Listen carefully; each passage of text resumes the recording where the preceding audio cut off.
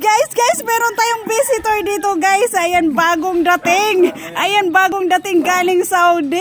Ayan, interviewin natin, guys. Ayan, nakikita nyo ba yung mga suot, guys? Oh my God! Grabe.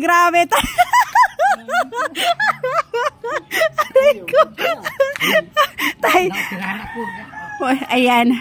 So, ayun, kumusta ang buhay Saudi, tay?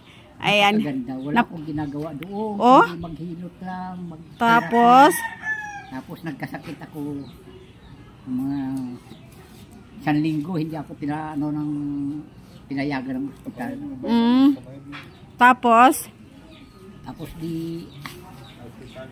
nagpapahatid ako sa ospital. Kailangan daw pumasok. Tapos, di ko na ako nakikita yung daanan.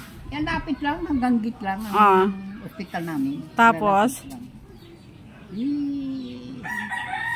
Mabuti na lang, may tinawagan ko kasaka kwarto ko. Na sunduin mo ako rito, di na ako makalakad. Hinatid ako, emergency. Sa emergency.